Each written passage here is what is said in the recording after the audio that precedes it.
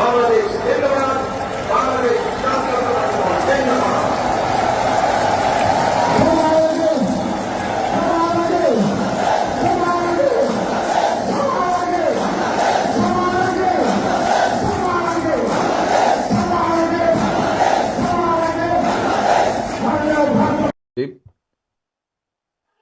বিসমিল্লাহির রহমানির রহিম। প্রিয় বাংলাদেশ, আমার সামনে উপস্থিত ভবিষ্যৎ বাংলাদেশ, বাংলাদেশের ভবিষ্যৎ প্রিয় তরুণ প্রজন্ম, আপনারাই আগামীর বাংলাদেশ, আপনারাই বাংলাদেশের সম্ভাবনাময় আজকের এই লাখো তরুণ মুখ। আপনারাই বদলে দিতে পারেন আগামীর বাংলাদেশ।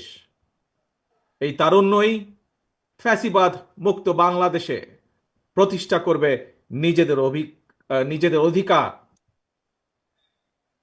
প্রবীণের প্রজ্ঞা, পরামর্শ আর তারুণ্যের শক্তিতেই ইনশাল্লাহ নির্মিত হবে ৭১ থেকে ২৪ পর্যন্ত লাখো শহীদের আকাঙ্ক্ষার সেই প্রত্যাশিত বাংলাদেশ।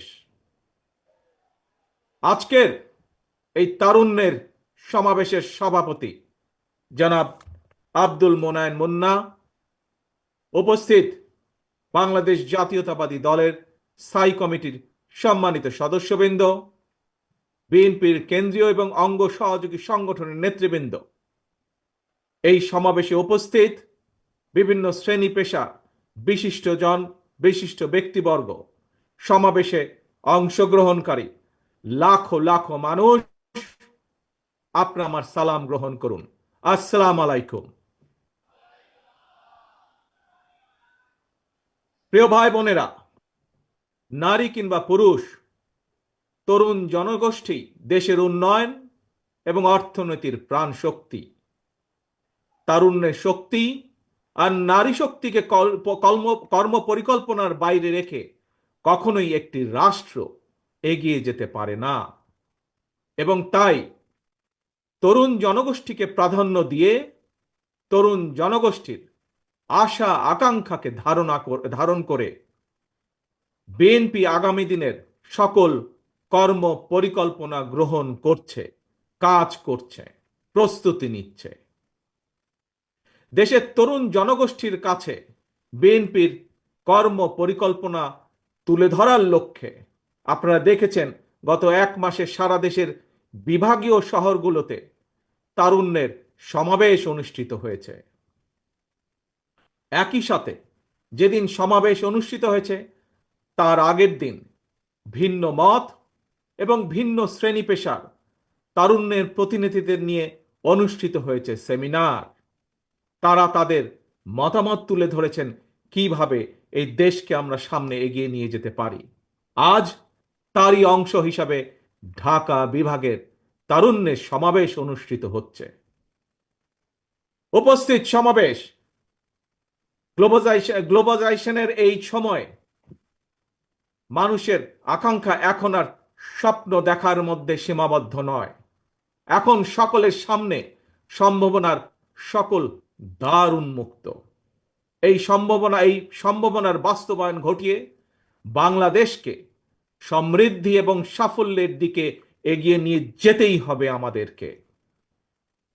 আর কথামালার রাজনীতি নয়, বিএনপির আগামী দিনের রাজনীতি নিরাপদ কর্ম পরিবেশ এবং নতুন কর্মসংস্থান সৃষ্টির রাজনীতি। আর কথামালার রাজনীতি নয়, এখন বাস্তবায়ন আর দৃষ্টান্ত স্থাপনের রাজনীতি। তরুণ প্রজন্মের প্রিয় ভাই বোনেরা, সুজলা সুফলা আমাদের এই প্রিয় মাতৃভূমি বাংলাদেশ অত্যন্ত জনবহুল।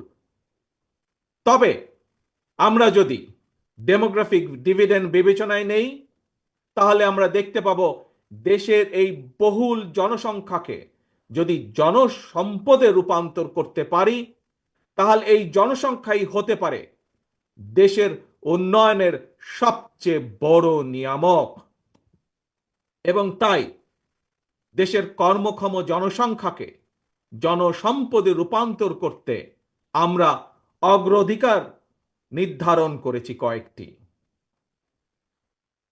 জনগণের জীবন মানের উন্নয়ন, নারী পুরুষ সবার জন্য নৈতিক মূল্যবোধ কর্মসূচি, কর্মমুখী শিক্ষা ব্যবস্থা, গ্রামীণ উন্নয়নে তথ্য প্রযুক্তির সর্বোচ্চ ব্যবহার, ক্ষুদ্র ও কুটির শিল্পের বিকাশ, দক্ষতা বাড়াতে ব্যাপক প্রশিক্ষণ কর্মসূচি চালু, কর্মসংস্থানের সুযোগ সৃষ্টি এবং জনশক্তি রফতানি, এমন কয়েকটি বিষয় অগ্রাধিকার তালিকায় রেখেই একটি জ্ঞান ভিত্তিক উন্নত এবং নিরাপদ মানবিক বাংলাদেশ গঠনের লক্ষ্যে বিএনপি স্বল্প এবং দীর্ঘ মেয়াদী পরিকল্পনা নিয়েছে, যার উপরে আমরা কাজ করছি।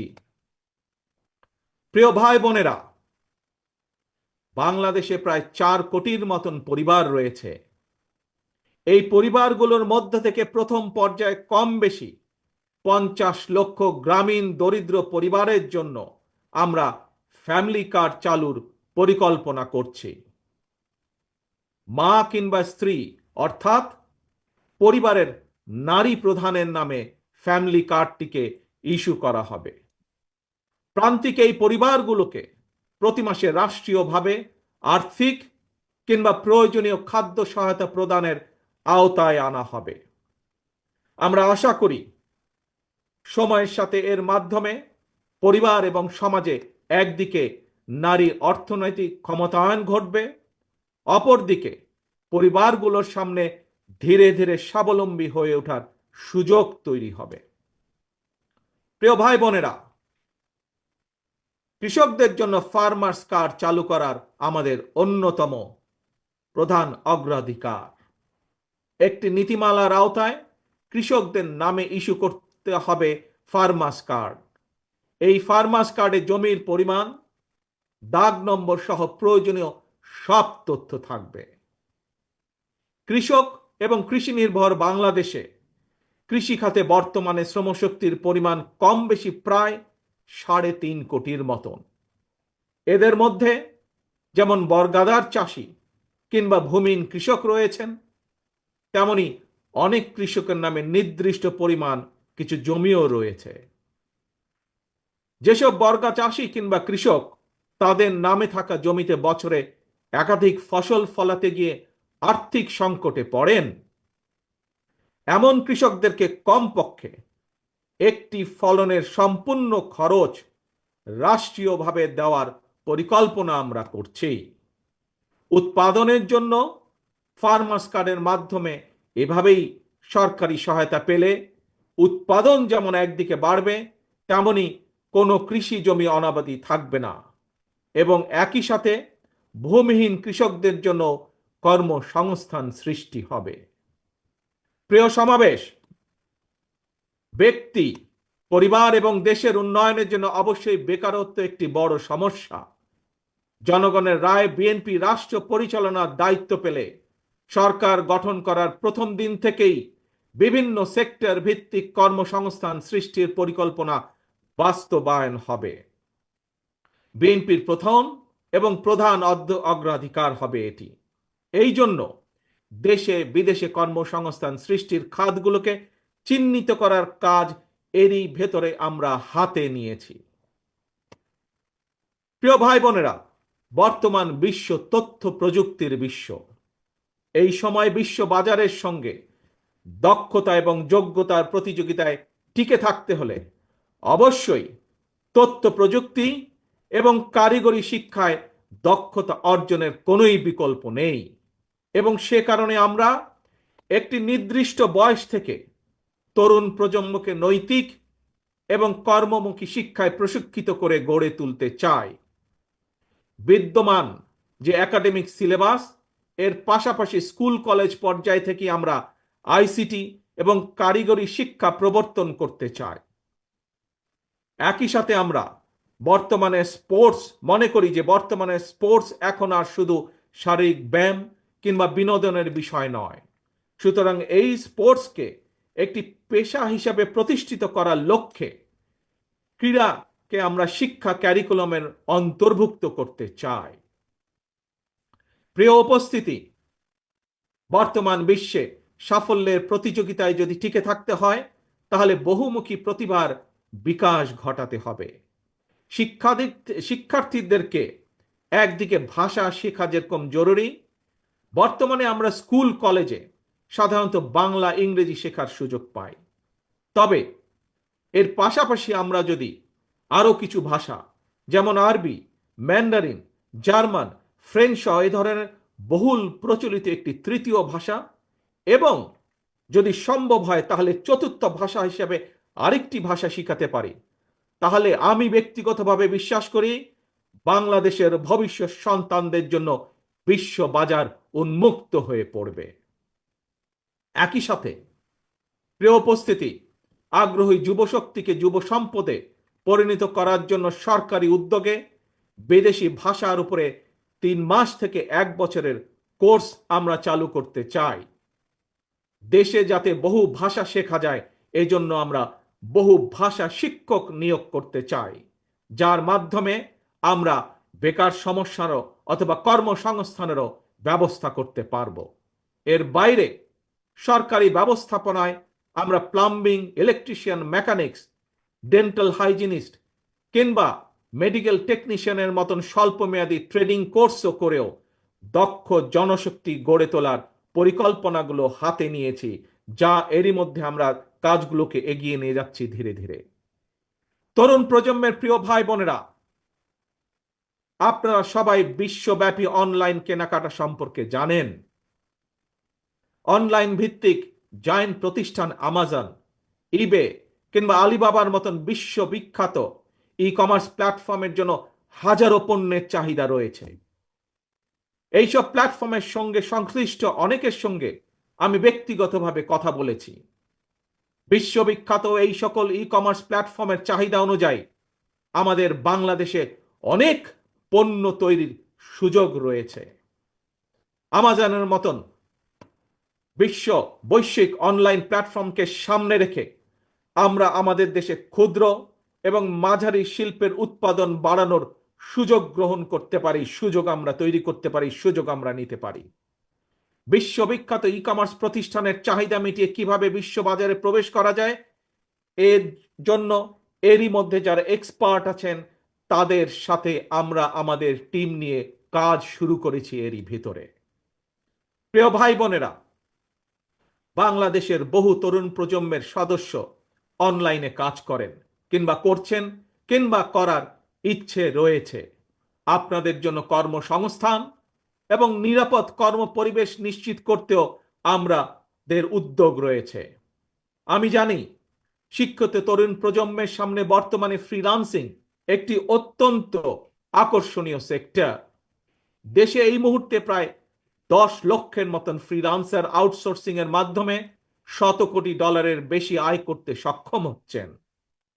আউটসোর্সিং এর সঙ্গে যুক্ত বেশ কিছু মানুষের সঙ্গে আমি কথা বলেছি। তারা জানিয়েছেন লেনদেনের জন্য বাংলাদেশে পেপাল, ওয়াইজ বা স্ট্রাইপের মতন আন্তর্জাতিক গেটওয়ে প্রতিষ্ঠান ব্যবহারের সুযোগ না থাকায় তাদের অর্জিত যে অর্থ সেটি দেশে আনা কষ্টকর হয়ে পড়ে। আমি মনে করি সবার আগে এই ধরনের যে সমস্যা সেই সমস্যার সমাধান করা উচিত। প্রিয় উপস্থিতি, এই বিষয়টি নিয়ে আমি গত 1 দশক ধরে বেশ অনেকবার কথা বলে এসেছি। বিএনপি মনে করে প্রায়োরিটি বেসিসে দেশের IT entrepreneur, e commerce sector এবং ফ্রিল্যান্সারদের সুবিধায় পেপালের মতন আন্তর্জাতিক গেটওয়ে প্রতিষ্ঠান সুবিধা বাস্তবায়ন করা উচিত। বাংলাদেশে পেপাল সুবিধা নিশ্চিত করা গেলে, যার লক্ষ্য আমাদের রয়েছে, তাহলে লক্ষ লক্ষ ফ্রিল্যান্সারদের কাজের সুযোগ বাড়ার পাশাপাশি দেশে রেমিটেন্সের পরিমাণও বাড়বে ইনশাল্লাহ। প্রিয় তরুণ প্রজন্মের ভাই ও বোনেরা, প্রতিকারের চেয়ে প্রতিরোধী উত্তম। এই নীতির আলোকে দেশের জনগণের স্বাস্থ্যসেবা নিশ্চিত করা বিএনপির পরিকল্পনার আরেকটি গুরুত্বপূর্ণ অগ্রাধিকার। জনসচেতনার মাধ্যমে অনেক ধরনের রোগ থেকে নিজেদেরকে মুক্ত রাখা যায়।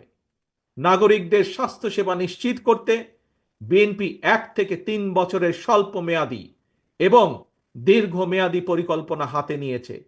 এর একটি অংশ হিসাবে প্রতিটি গ্রামে আমরা হেলথ কেয়ার ওয়ার্কার নিয়োগ দেওয়ার পরিকল্পনা নিয়েছি।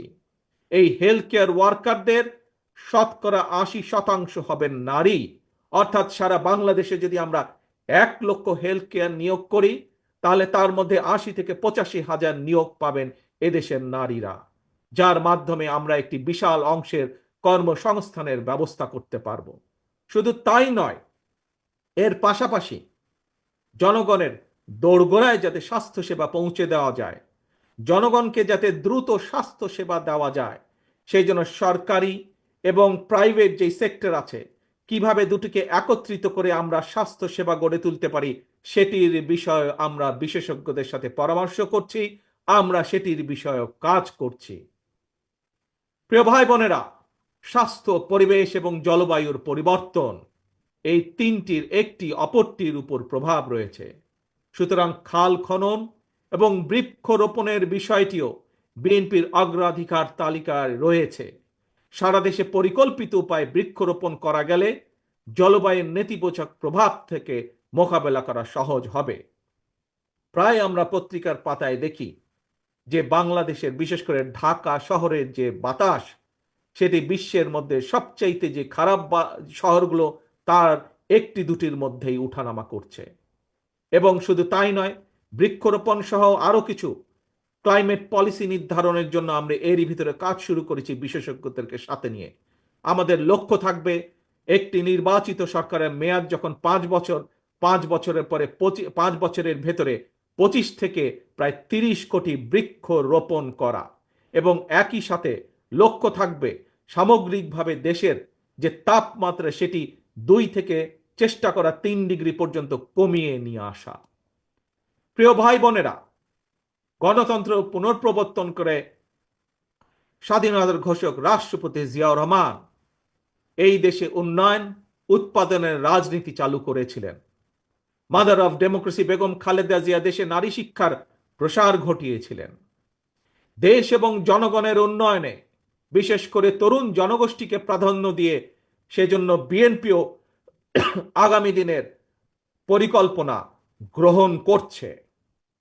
তরুণ প্রজন্মের প্রিয় ভাই বোনেরা, জনগণই বিএনপির সকল রাজনৈতিক ক্ষমতার উৎস।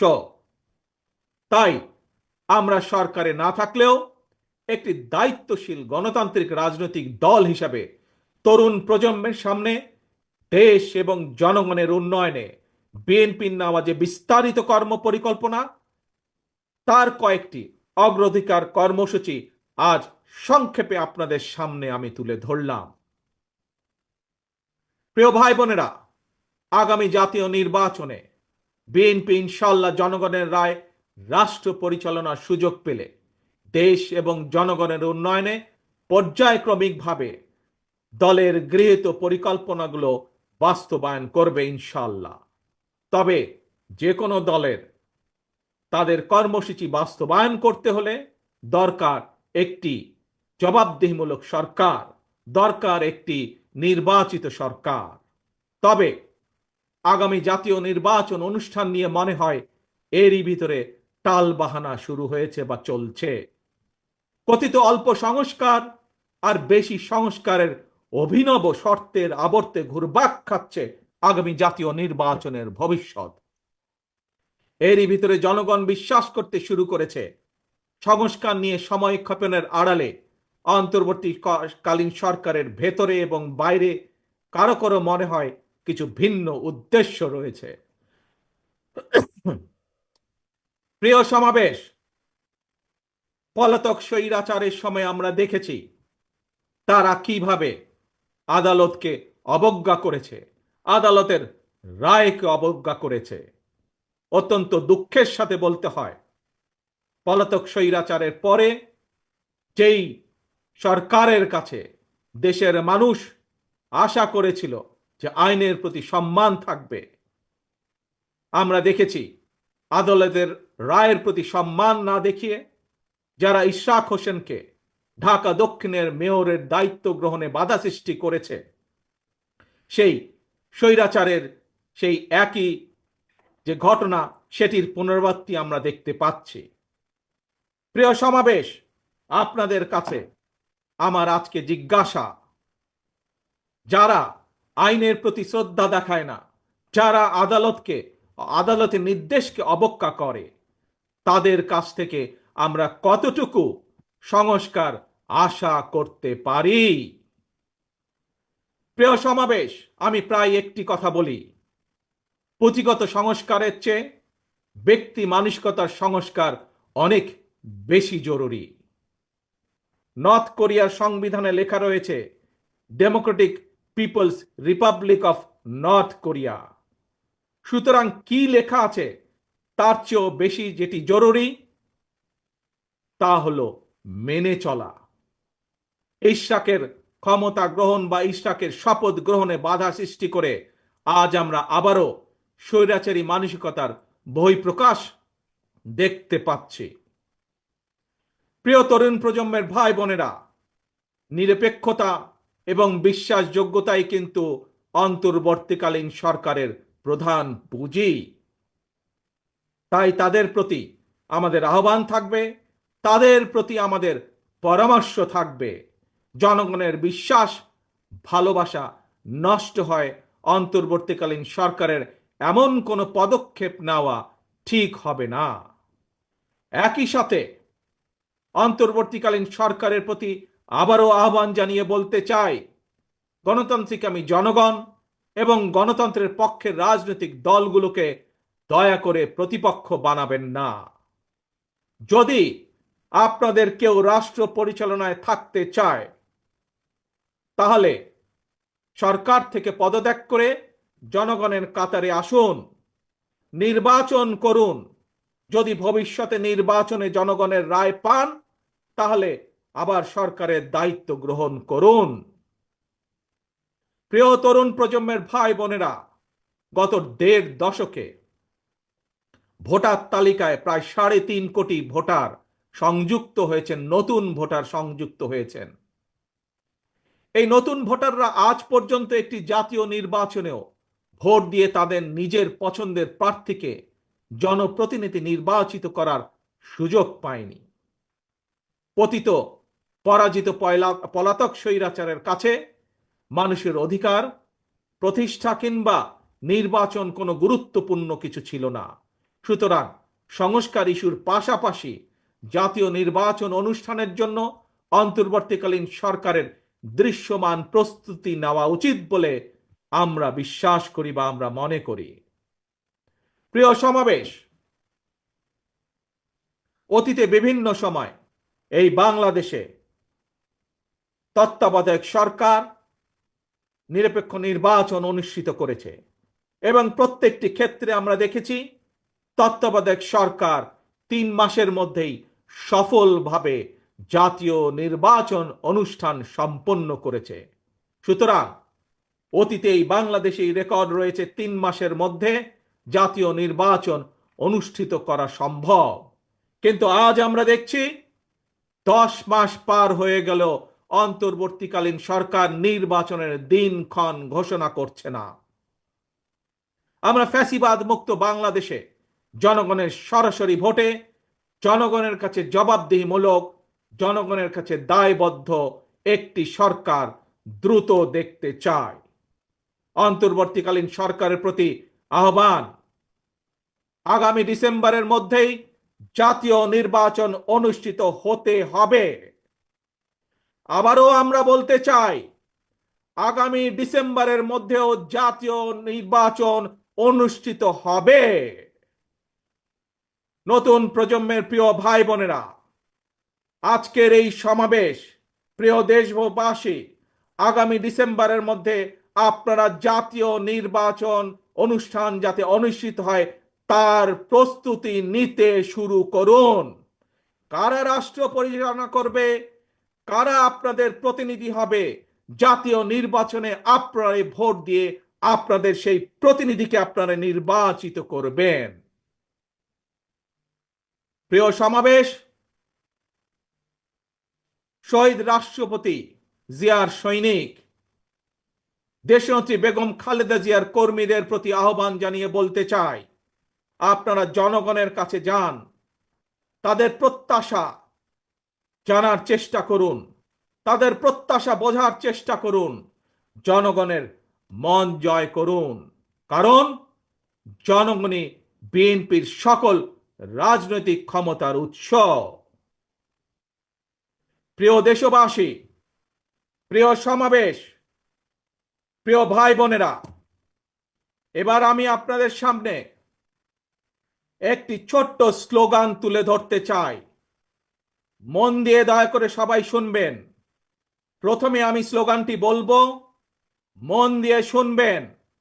তারপরে দ্বিতীয়বার আবারও আমি বলবো, তখন দয়া করে সকলে আমার সামনে স্লোগানটি আপনারা একই সাথে বলবেন।